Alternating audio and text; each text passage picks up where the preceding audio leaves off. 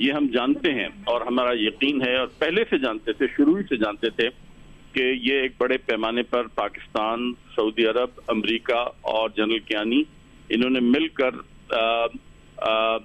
ये एक स्कीम तैयार की थी जिसके तहत नवाज शरीफ को जिताया गया, जिसके तहत हमें बेशुमार सीटों से महरूम होना पड़ा। ये और उस आर्टिकल में ये बात बिल्कुल सही है कि रात के 12-1 बजे के लगभग नतायज जो थे वो रोक दिए गए और फिर आरोज पर प्रेशर डालकर नतीजे जो थे वो बदलवाए गए। तो मैं इस बात पे पूरा यकीन रखता हूं कि ये कहानी कैसी भी हो, इसमें बहुत सारे हकायक हैं जो बयान किए गए हैं जिनका ताल्लुक हकीकत से है। मैं चैलेंज करता हूं जनरल कियानी साहब को कि वो इस बात की तरदीद करें। सब जनरल कियानी साहब को आप कह रहे हैं कि वो इस बात की तरदीद करें, मगर जब आप कह रहे हैं कि ये पहले से पता था और कंफर्म हो गया, यानी कि नज़ीर नाजी साहब का आर्टिकल तो पीछे रह गया ना, आपका अपना दावा आगे आ गया कि आप लोगों को पहले से पता था और अब आप बाकायदा तौर पर इस बात का इल्ज़ाम लगा रहे हैं।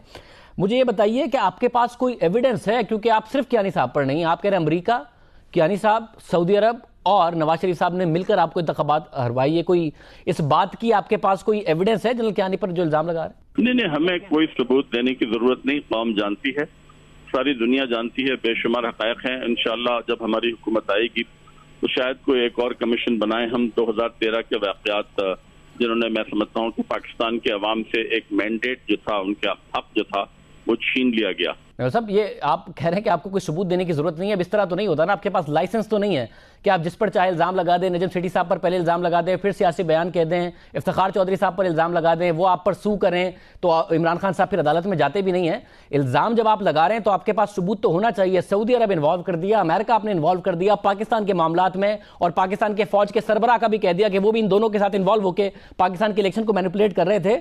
आप इल्जाम लगा रहे हैं और बड़ा इल्जाम लगा रहे हैं।